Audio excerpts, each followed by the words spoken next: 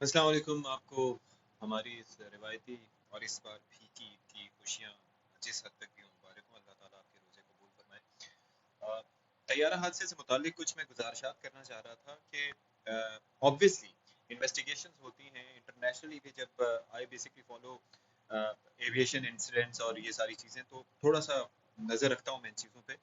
तो मैं ये देखता हूँ कि इंटरनेशनली जब भी कोई जो इस तरह का डिजास्टर होता है एयर ट्रैवल से रिलेटेड और एयरक्राफ्ट्स का, तो उसमें होता ये है कि कई कॉन्स्पिरेसी थ्योरीज भी होती हैं, स्पेकुलेशंस भी होती हैं। उसके अंदर टेरर फैक्टर को भी देखा जाता है कि कहीं किसी ने कोई इस तरह से ना कोई धमाका ना किया हो, कोई प्लॉटिंग तो नहीं हुई, कोई और वजह नहीं हुई along with the other factors. लेकिन उसके अंदर इंसान को बहुत ज़्यादा इनसेंसिटिव होने की ज़रूरत नहीं है, इदारों को इनसेंसिटिव होने की ज़रूरत नहीं है। एक चीज़ जो मैंने अभी नोट की, वो बड़ी अफसोसनाक है। वो ये है कि अ, जो अभी जैसे कि इनिशियली कहा जा रहा है कि इन्वेस्टिगेशन हो रही है और उसमें कुछ डिटेल्स बाहर आ रही हैं। जैसे अभी तैयारी का एक्सीडेंट हुआ, हादसा हुआ, और उसके लेस देन 15 मिनट्स में सारी की सारी उसकी, सारी की सारी तो नहीं, लेकिन यह है कि आखिरी लम्हात के जो एयर ट्रैफिक कंट्रोलर के साथ गुफ्तगू थी वो मंजर आम पर आ गई। अब एक बात याद रखिए कि वो जो 2 मिनट की गुफ्तगू थी उससे कुछ भी वाजे नहीं होता। उससे इसलिए वाजे नहीं होता कि कोई भी एयर क्रैश जो होता है, कोई भी डिजास्टर जो होता है, वो एक सिंगल इवेंट नहीं होता, वो एक चेन ऑफ इवेंट्स होती है। यानी कि कहाँ से उसका स्टार्ट हुआ, कहाँ पर उसका अंजाम हुआ। यहाँ पर भी वो आखिरी लम्हात में यही नजर आया। अभी जो एक जाहिर है कि एयर ट्रैफिक कंट्रोलर से पहले एक दूसरा अप्रोच कंट्रोलर होता है जो कि तैयारी को टैकल करता है उसके पास फ्लाइट पाथ के दौरान, और उसके बाद फिर आगे वो हैंड ओवर करता है। अभी ब्लैक बॉक्सेस एयरबस A320 में दूसरे तैयारों की तरह दो ब्लैक बॉक्सेस हैं। दो ब्लैक बॉक्सेस बेसिकली, उसमें एक फ्लाइट डेटा रिकॉर्डर है उसके अंदर, और दूसरा कॉकपिट वॉइस रिकॉर्डर है। 2008 से पहले, सन 2008 से पहले ये मैंडेटरी नहीं था कि उसके अंदर 2 घंटे की रिकॉर्डिंग हो कॉकपिट वॉइस रिकॉर्डर में।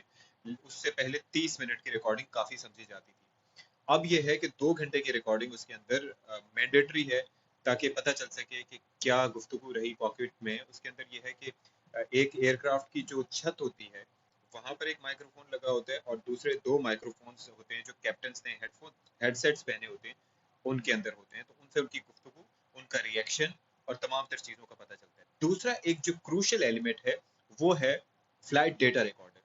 Flight data recorder basically aircraft की उड़ने से लेके इंजन स्टार्ट होने से लेके, यानी कि एक इंजन भी जब उसका स्टार्ट किया जाता है तब से लेके इंजन बंद होने के 20 मिनट बाद तक की तमाम चीज़ें वो उसके अंदर तमाम जो पैरामीटर्स हैं उनको रिकॉर्ड करता है। अच्छा, जो सिविल एविएशन है, इंटरनेशनल सिविल एविएशन, उनकी जानिब से FAA की जानिब से 88 पैरामीटर जो है वो मैंडेटरी करार दिए गए। यानी कि उसके अंदर ये होता है कि जहाज की स्पीड क्या थी, उसकी फ्लाइट सीलिंग क्या थी, सर्विस सीलिंग क्या थी, उसका अल्टीट्यूड क्या था, अच्छा इंजन कैसा परफॉर्म कर रहे थे। ये 88 इस तरह के पैरामीटर्स होते हैं जो कि ज़रूरी होते हैं, वो मेजर करता है, उसके अंदर किसी भी खराबी की निशानदेही करता है। आजकल ये जो मॉडर्न एयरक्राफ्ट हैं और इनके अंदर जो मॉडर्न सिस्टम्स लगे हुए हैं, खासतौर पर ये ब्लैक बॉक्सेस हैं, और खासतौर पर फ्लाइट डेटा रिकॉर्डर, ये कहा जाता है कि तकरीबन 1000 तक पैरामीटर्स जो है वो रिकॉर्ड कर सकता है और निशानदेही कर सकता है।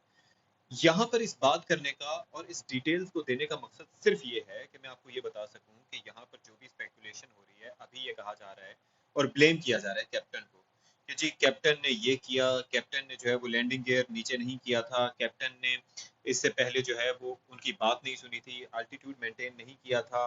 तो ये बज़ाहिर मुझे ये लग रहा है, बज़ाहिर मुझे ये लग रहा है कि मुबैना तौर पर सारा इल्ज़ाम कैप्टन पे डालने की कोशिश है। यानी कि कैप्टन पे अगर इल्ज़ाम डाल दिया जाएगा तो उससे ये चीज़ वाज़ेह नहीं होगी कि इंजन में कोई खराबी थी, इंजीनियरिंग डिपार्टमेंट का नाम नहीं आएगा, अगर एयर ट्रैफिक कंट्रोलर से कोई इशू हुआ तो सिविल एविएशन का नाम नहीं आएगा, और सारा मलबा कैप्टन पर डाल दिया जाएगा। लेकिन एयरबस की जो टीम पाकिस्तान पहुंची है और वो तैयारी के इंजन को और ब्लैक बॉक्सेस को लेकर जब फ्रांस जाएगी और वहां पर उन्हें डी कोड करेगी, तो आप यकीन कीजिएगा कि वो 2 घंटे की गुफ्तगू अगर सुनी गई, जारी कर दी गई, तो जो वाकई के जिम्मेदार हैं उनका न सिर्फ ये कि पता चल पाएगा, बल्कि ये भी पता चलेगा कि आखिर एक कैप्टन जो कि 17,000 फ्लाइंग आवर्स कर चुका है, जिसमें 4,700 सिर्फ एयरबस पे किए, तो क्या वो वाकईतन ओवर कॉन्फिडेंट था, या कोई ऐसी मिस हैंडलिंग हुई जिसकी वजह से ये हादसा हुआ, या फिर ये है कि उसको ज़ाहिर है कि लैंडिंग गियर पहले नहीं खुला, उसका उसे पता नहीं चल सका, और उसके बाद फिर मल्टीपल इंजन फेलियर जिसकी वजह से वो जहाज़ को नहीं बचा सका। तो किसी पे उंगली उठाने से पहले जो इंक्वायरी है उसको मुकम्मल होने दें, और मुकम्मल होने देना चाहिए, क्योंकि स्पेकुलेशन से जाहिर है कि एक पायलट जो है उसके ऊपर ना सिर्फ ये कि दूसरों की जिंदगी का बोझ होता है, बल्कि उसके साथ साथ उसको अपनी लाइफ भी